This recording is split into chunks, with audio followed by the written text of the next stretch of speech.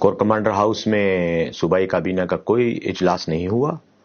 ہاں البتہ corps commander صاحب نے کابینہ کو وزیر اعلیٰ سمیت بریفنگ کے لیے بلایا تھا، اور وہ بریفنگ خیبر پختونخوا صوبے کے جو سیکیورٹی کے حالات ہیں اور جو دہشت گردی کے واقعات ہو رہے ہیں ان کے تناظر میں تمام کابینہ کو انہوں نے دعوت دی تھی افطار کی. ہم وہاں افطار کے لیے گئے جہاں افطاری ہوئی، اور اس کے بعد انہوں نے سیکیورٹی صورتحال پر ہمیں تفصیلی بریفنگ دی. تو چونکہ پاکستان کی فوج کا یہ بنیادی ذمہ داری ہے کہ وہ ہماری جو سرحدیں خیبر پختونخوا کی سرحدیں افغانستان کے ساتھ ملتی ہیں، اور وہاں پر جو سیکیورٹی کی صورتحال ہے یا جو خیبر پختونخوا میں دہشت گردی کے واقعات ہو رہے ہیں اس کی بنیادی ذمہ داری فوج کی ہے، ان واقعات کے تدارک کی، ان کو روکنے کی اور عمومی طور پر سیکیورٹی کو مینٹین رکھنا.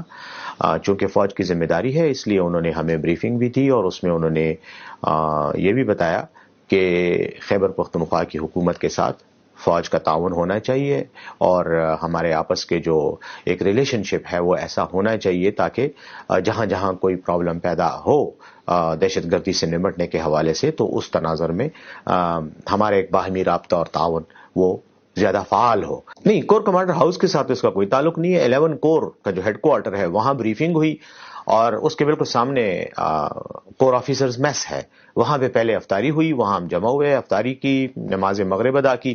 اس کے بعد ہم کور ہیڈ کوارٹر آئے 11 کور کے، اور وہاں پر ہمیں ان کا ایک آڈیٹوریم ہے جس میں ہمیں پریزنٹیشن دی گئی. پریزنٹیشن کے بعد کور کمانڈر صاحب نے اور ان کے سٹاف نے ہمیں مختلف جو ایشوز ہیں، مختلف جو اینگلز ہیں سیکیورٹی ریلیٹڈ سچویشن کے، ان پر بریفنگ دی. اور اس کے بعد کویسچن آنسر سیشن ہوا. پھر وزیر اعلیٰ صاحب نے ایڈریس کیا سب کو، حکومت کی جو ترجیحات ہیں اور اس حوالے سے جو اقدامات ہم کرنا چاہ رہے ہیں ان پر وزیر اعلیٰ صاحب نے بات کی، اور ایک اچھے ایکسچینج آف تھاٹس ہوا، ایک ایکسچینج آف ویوز ہوا، جس سے ہمیں بھی کافی کلیئرٹی ہوئی بات سیکیورٹی ریلیٹڈ معاملات کی. اور میں سمجھتا ہوں کہ ہماری بات چیت سے یقیناً فوج کو بھی ہمارے حوالے سے ایک پازیٹیو ہی سگنلز گئے ہیں، اور ان کو بھی ہم نے اعتماد میں لیا اپنے معاملات کے حوالے سے.